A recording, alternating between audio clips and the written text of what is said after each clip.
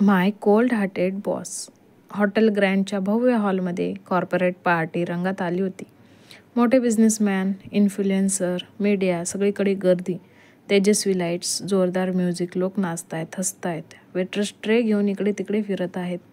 वाणी सध्या पण नीट्स ड्रेसमध्ये हातात ट्रे घेऊन लोकांना ड्रिंक्स देत होती.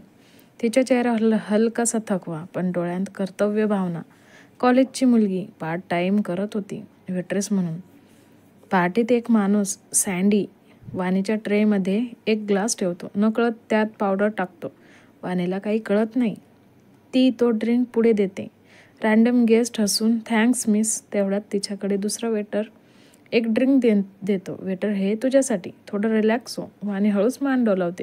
नकळत ती एक घोट घेते. काही सेकंदातच तिच्या डोळ्यांत दुसरपणा येतो. संगीत, लोकांचे आवाज, सगळं मंदावल्यासारखं वाटू लागतं. ती डगमगते. ब्लॅक सूट, टोकदार नजरा, सगळ्या हॉलमध्ये त्याचीच एंट्री धडाक्यात होते. लोक कुजबुजतात. Mister Rudra Singh, the youngest CEO. तो थंड चेहऱ्याने सगळ्यांना हाय म्हणतो. त्याच्या हातात वाईनचा ग्लास दिला जातो. नकळत त्यातही काहीतरी मिसळलेलं असतं. रुद्र एक घोट घेतो. अचानक त्याचं डोकं जड झाल्यासारखं होतं. तो भुवया उंचावतो. आजूबाजूचं सगळं विचित्र वाटायला लागतं. डोळ्यांत दुसरपणा, आवाज दुरून ऐकू येतात. दोघं एकाच वेळी डगमगत हॉलमधून बाहेर पडतात. हॉल बाहेर वाणीला तोच वेटर भेटतो. वाणीला काही कळत नव्हतं. काय होतंय? वाणी, तुला बरं वाटत नाही का? तू थोडा वेळ इथेच आराम कर, असं म्हणत तो वेटर वाणीला एका स्वीटकडे नेतो आणि नकळत रुद्रचा बॉडीगार्ड पण त्याच रूममध्ये घेऊन जातो. पार्टीचा गोंगाट मागे राहतो. दोघांनाही काय होतंय ते समजत नाही. खोलीत सायलेंट होतं. फक्त खिडकीतून येणारा मूनलाईट. वाणी रुद्रकडे बघते. तिचे डोळे लालसर, शरीर असंतुलित. रुद्र तिच्या खांद्याला धरतो. दोघांचे श्वास जलद होत होते आणि जे व्हायचं नव्हतं तेच होतं. फक्त बाहेरून पार्टीचा म्युझिक फेंट आवाजात येतो. दुसऱ्या दिवशी सकाळी ग्रँड स्वीटमध्ये पडद्यांतून येणारा सूर्यप्रकाश खोलीत पसरलेला होता. विखुरलेले कपडे, पार्टीचं म्युझिक आता फक्त आठवणीसारखं दूरवर राहिलं होतं. बेडवर वाणी शांत पडलेली होती. जेव्हा तिने डोळे उघडले तेव्हा तिला स्वतःला एक अलिशान खोलीत आढळले. तिचे डोके अजूनही जड वाटत होते आणि थोडीशी वेदनाही होत होत्या. तिचे संपूर्ण शरीर जड झाले होते. आणि मग तिने स्वतःकडे पाहिले आणि तिचे डोळे मोठे झाले. मग तिला रात्रीचे काही क्षण आठवले आणि ते आठवताच तिला तिच्या शरीराच्या खालच्या भागात त्रास जाणवू लागले. ती उठते. तिची नजर बाजूला वळते तेव्हा दिसतो रुद्र, अर्धवट कपडे घातलेला, झोपलेला. त्याचा चेहरा तिला स्पष्ट दिसतो. वाणीचा श्वास अडकतो. तिच्या डोळ्यांत पाणी दाटतं. वाणी हबकून थरथरत, हे काय झालं? देवा, नाही, असं कसं झालं माझ्याबरोबर? तिने हात थरथर कापत होते. ती पटकन उठते. जमिनीवर पडलेला तिचा ड्रेस उचलते. घाईघाईने कपडे घालते. डोळ्यांतून अश्रू गळत आहेत. तिच्या छातीत भीतीचा आणि लाजेचा प्रचंड भार होता. रुद्र अजून झोपेत होता. त्याला काहीच कळत नव्हतं. वाणी एका शेवटचा कटाक्ष त्याच्याकडे टाकते.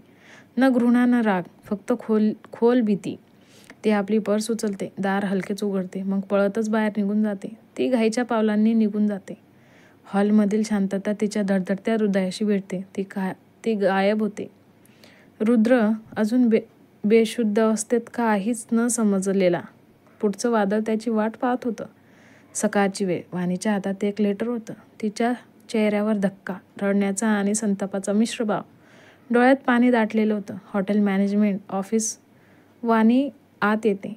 समोर मॅनेजर बसलेला. मॅनेजर थंड स्वरात, मिस वाणी, तुमचं वर्तन आमच्या डिसिप्लिन पॉलिसी विरुद्ध आहे. गेस्ट सोबत झालेला कालचा प्रकार आम्ही दुर्लक्षित करू शकत नाही. त्यामुळे तुम्हाला तात्काळ नोकरीतून काढून टाकलं जात आहे. वाणी हादरते. वाणीचा आवाज थरथरत, सर, माझी काही चूक नव्हती. प्लीज माझ्यावर विश्वास ठेवा. मॅनेजर कडक स्वरात, enough. Rules are rules. We cannot risk or hotel's reputation. You may leave now. वाणीच्या हातात टर्मिनेशन लेटर दिलं जातं. ती कंपकपत्या हाताने घेत बाहेर पडते. डोळ्यात पाणी, मनात संताप. वाणी बाहेर रस्त्यावर चालत होती. तिच्या आजूबाजूला लोक चालतायत, गाड्यांचा गोंगाट होतोय, पण वाणीला काही ऐक येत नाही. तिच्या कानात फक्त मॅनेजरचे शब्द घुमतायत. तुम्हाला कामावरून काढले जात आहे. तिचं हृदय जड झालंय, डोळ्यातून अश्रू गळतायत. ती स्वतःशी बोलते. वाणी मनातल्या मनात, आता काय करू? ना नोकरी ना आधार. भाऊ हॉस्पिटलमध्ये, कॉलेजचे पैसे थकलेत. सगळं संपलं का माझं? डोळ्यात भीती, निराशा आणि एक असहाय्य वेदना. वाणीला हॉस्पिटलमधून कॉल येतो आणि ती घरी न जाता हॉस्पिटलला जाते. वाणी हॉस्पिटलच्या कॉरिडॉरमध्ये धावत येते. डॉक्टर तिला सांगतो, बिल भरल्याशिवाय पुढचं ट्रीटमेंट सुरू होऊ शकत नाही. वाणी डॉक्टरकडे विनवणी करते.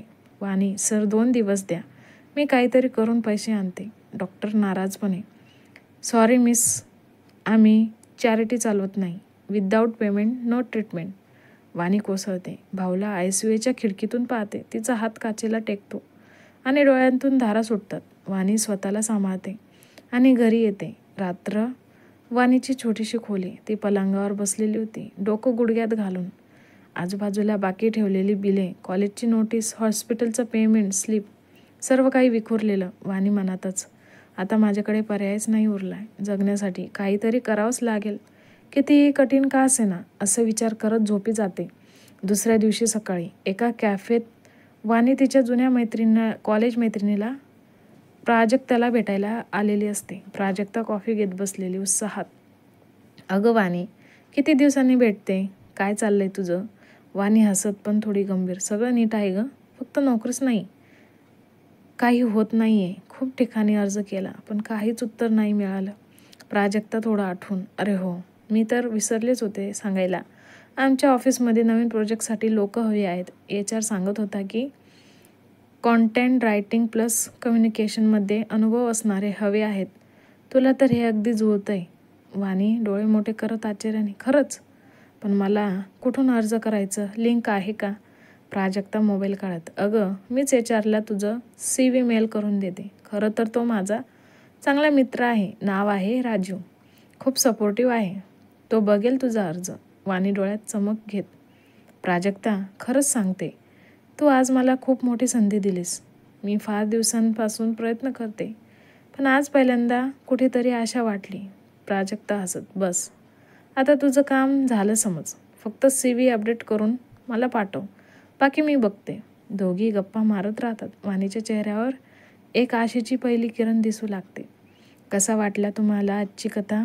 आवडली असेल तर लाईक, शेअर आणि सबस्क्राईब करायला विसरू नका. धन्यवाद.